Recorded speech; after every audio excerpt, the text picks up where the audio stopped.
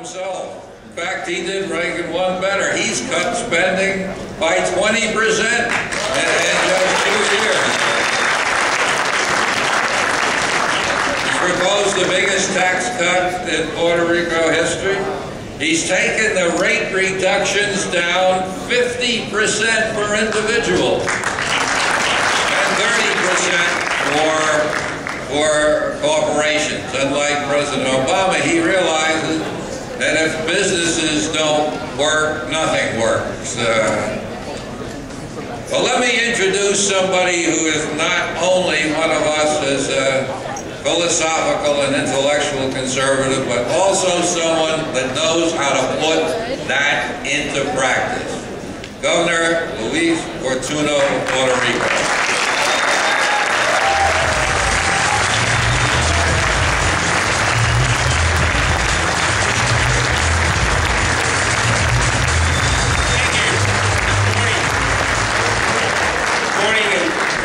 For that kind introduction. It is great to be with you all today and to have the opportunity to talk about the exciting new path that the American people have chosen for this country. Our country voted to change the way Washington is working, and it is our responsibility to provide that change. 2 years ago in Puerto Rico, we similarly voted to change the way our government was working, because it was also spending beyond what people could afford. Some have asked if those of us who cherish freedom and individual liberty can actually win the Hispanic vote while upholding our principles. Well, in Puerto Rico, we've done it. As a conservative Republican,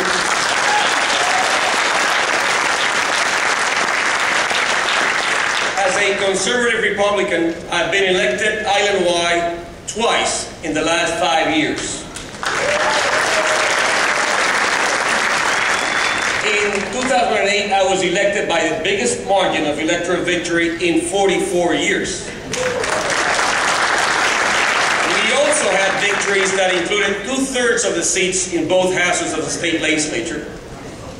We did prevail when the votes were counted. Why would you say that? Well, because when government is growing its own economy at the expense of the real economy, which is the people's economy, Americans will choose freedom, opportunity, and growth. We must act now through steady leadership and bold action to take on the big challenges we face with honesty and courage. We must show that our brightest days are ahead and that we can reignite America's engine for growth. We need to put our faith in the hopes and dreams and the plans of the citizens of this great country, because they can outthink, outdream, outwork, and outproduce anybody in the world as long as they are rewarded fairly for what they do. And that's exactly what we're doing in Puerto Rico as we speak.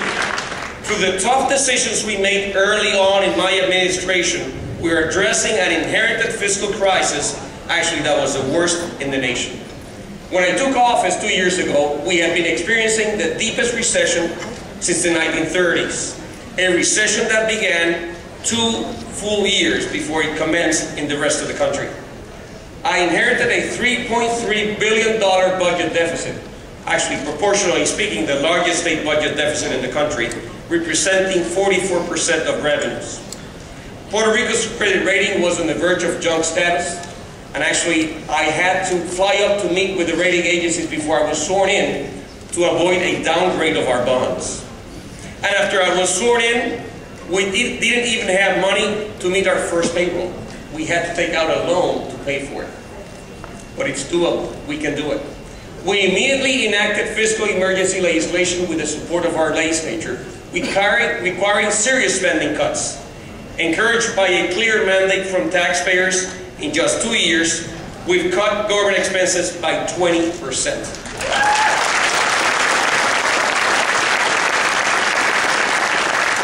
Here's what we did.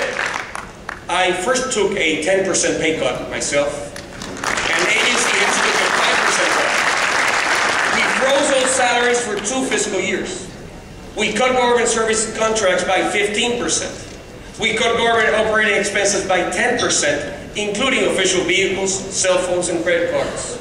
We reduced political appointments by 30%. We shrank the government employee ranks by 17,000 through a combination of voluntary and mandatory measures. And actually another voluntary early retirement window just enabled us to trim an additional 4,000 last month. We reduced the number of government agencies through consolidation. And we closed out our defined benefit pension plan and moved to a performance-based defined contribution plan for future government employees. We did not shy away from the tough decisions. In just 2 years, our progress is clear and compelling on both the fiscal and economic side. We've cut expenses and brought down the budget deficit from 44% to less than 11% of revenues. That includes cutting 17% of total payroll. And we are on course to balance our budget before the end of my first term.